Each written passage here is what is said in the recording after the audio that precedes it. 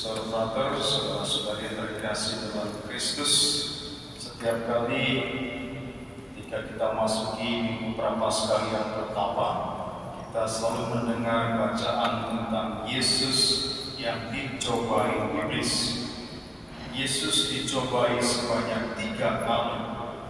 Kalau kita melihat bersama cobaan-cobaan yang diberikan oleh iblis kepada Yesus, bukanlah cobaan yang biasa. Ini cobaan-cobaan yang berat, yang seringkali juga kita alami. Tetapi bedanya kita dengan Yesus ialah kita mudah jatuh, tetapi Yesus berhasil menolak semua cobaan-cobaan itu dan tidak tunduk sedikit pun kepada iblis. Mari kita bersama melihat cobaan-cobaan apa yang ada dalam hidup kita. Cobaan yang seperti apa? Ada berapa banyak cobaan yang kita punyai, atau ada berapa banyak cobaan yang sering kita hadapi dalam kehidupan kita. Kita melihat satu persatu. Yang pertama, ketika Yesus diminta untuk mengubah batu menjadi roti. Persoalannya ialah apa? Lapar. Kalau lapar, apa yang harus kita buat? Cari makan. Memenuhi kebutuhan kita, memenuhi keinginan kita terlebih dahulu, supaya kita puas. Setelah kita puas, baru kita merasa lega. Tapi Yesus tidaklah demikian. Terkadang untuk memuaskan kebutuhan kita, terkadang untuk memuaskan keinginan kita, memuaskan apa yang menjadi dorongan-dorongan dari diri kita, kita seringkali mengabaikan perintah-perintah Tuhan. Maka Yesus menegaskan kepada iblis, manusia bukan hanya hidup dari roti, tetapi dari setiap firman yang keluar dari mulut Allah. Artinya apa? Dengarkanlah yang pertama ialah perintah Allah, maka kita pun akan dipuaskan, diberi kelimpahan.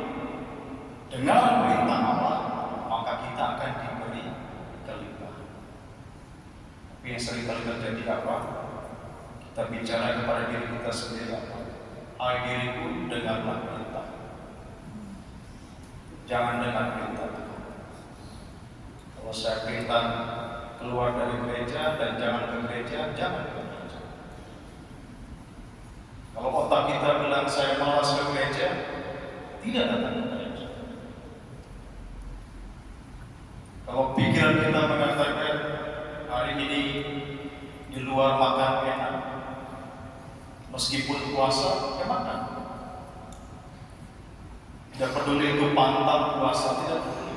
Karena apa?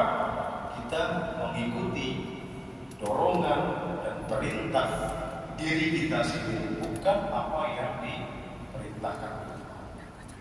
Itu contoh paling sederhana. Yang paling berat lagi apa? Tuhan meminta kita untuk mengampuni satu sama lain. Tetapi seringkali kadang-kadang ada yang sharing saya, Romo, saya tidak mau lihat muka dia dan saya tidak akan mengampuni dia sampai ke lihat. Wah, luar biasa. Luar biasa. Itu tuh ini paling awal bisa untuk tidak akan mengampuni sampai ke lihat. Yesus menderita di salib saja masih olok-olok dia orang apa? Bapa, ampunilah mereka. Karena mereka tidak tahu apa mereka perbuat. Kadang-kadang saya pikir ini pengampunan yang luar biasa. Kadang-kadang kita tidak tahu, kita tidak salah, tidak tahu berbuat apa-apa. Orang biasa tidak akan mengampuni. Belajarlah untuk mendengarkan perintah Tuhan. Dan janganlah mengikuti dorongan-dorongan iblis, godaan-godaan iblis yang ada dalam diri kita. Belajarlah untuk mendengarkan perintah Tuhan dan jangan mengikuti dorongan-dorongan iblis yang ada dalam diri kita. Yesus telah membuktikan cara untuk menanggalkan atau untuk melepaskan segala hal-hal yang negatif dalam hidup kita, ialah mendengarkan firman Tuhan. Oleh karena itu, masa Prapaskah ini lebih baik buka kitab suci, jangan buka HP saja. Buka kitab suci, baca firman Tuhan, maka kita akan mendapat kekuatan. Ini yang dibuka di Facebook dari jam 00 sampai jam 24. Kitab sucinya hilang. Dengarkan firman Tuhan.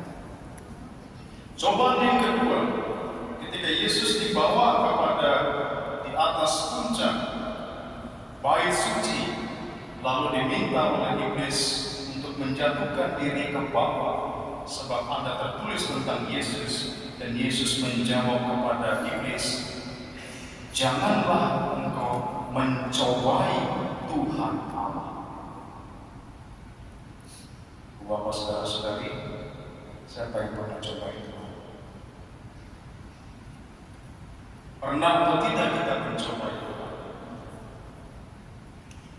Tanpa sadar sekalipun kita mencoba itu.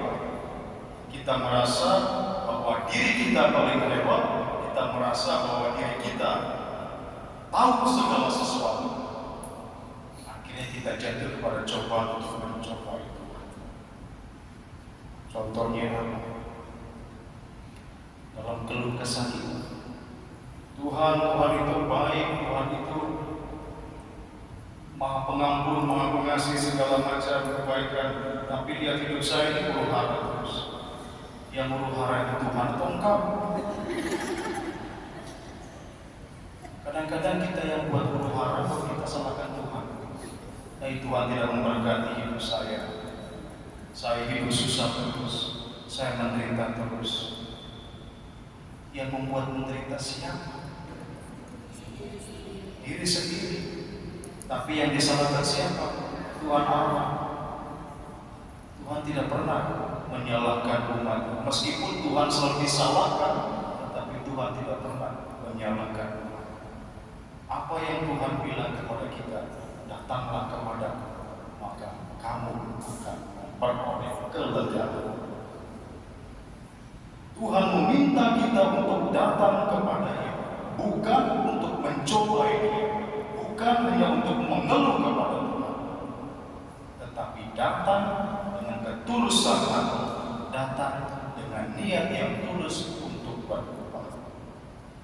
Dalam bacaan pertama, kita telah mendengarkan bersama apa yang menjadi penyebab Adam dan Hawa jatuh ke dalam dosa. Apa? Karena mereka merasa bahwa dengan memakan buah yang dilarang itu, mereka akan mendapatkan segala-galanya. Dan dengan mendapatkan segala-galanya, tidak perlu lagi Tuhan lagi.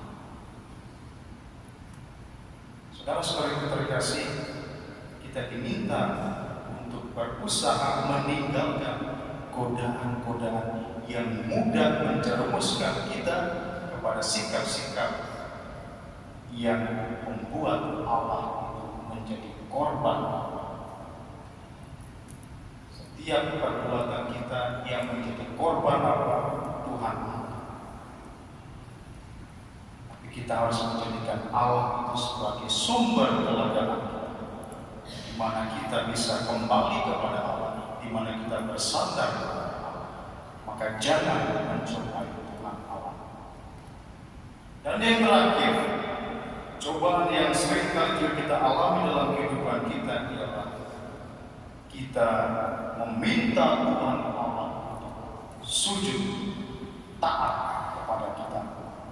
Maka dia mengatakan kepada iblis, menyalah iblis, sebab ada tertulis, engkau harus menyembah Tuhan Allah, dan hanya kepada Dia saja engkau berbakti. Hanya kepada Dia saja engkau berbakti. Saudara-saudara terkasih, terkadang kita pun merasa bahwa kita mudah untuk membuat diri kita menjadi yang nomor satu. Kita mudah untuk membuat diri kita menjadi lebih tinggi, lebih besar, lebih berkuasa daripada Tuhan Allah. Dan seringkali kita menjadikan Tuhan Allah itu apa? Hamba. Contoh sederhana, kalau berdoa, apa yang kita buat kalau berdoa? Apa yang kita buat kalau berdoa? Itu buat list itu dari nomor 1 sampai mungkin 1000. Tuhan Allah, ini saya punya list, tolong dengarkan, kabulkan. Nomor 1, 2, 3 sampai 1000. Itu berarti apa? Siapa yang menjadi Tuhan? Diri kita menjadi Tuhan. Siapa yang menjadi hamba? Tuhan Allah. Tuhan Allah Tuhan yang pesuruh. Tuhan saya mau ini Tuhan. Tuhan saya mau itu Tuhan. Tetapi Yesus menunjukkan pada hari ini, hanya Tuhan yang harus engkau sembah, bukan diri, bukan yang lain. Dan jangan pernah merasa diri kita paling hebat, lebih tinggi daripada Tuhan Allah. Tetapi yang harus kita buat adalah rendahkanlah diri di hadapan Tuhan, dan Tuhan akan mendengarkan dan memberikan kita berkat dalam hidup kita. Saudara-saudara terkasih, di dalam masa Prapaskah ini, mari kita bersama untuk menghindarkan diri, menjauhkan diri kita dari segala godaan-godaan yang ada, agar kita pun senantiasa berada dalam perlindungan, dan rendahkanlah diri kita di hadapan Tuhan dengan mendengarkan sabdanya, dengan taat kepada firman-Nya, dan juga dengan menjadikan Allah sebagai sumber kekuatan kita, maka kita pun akan dilimpahi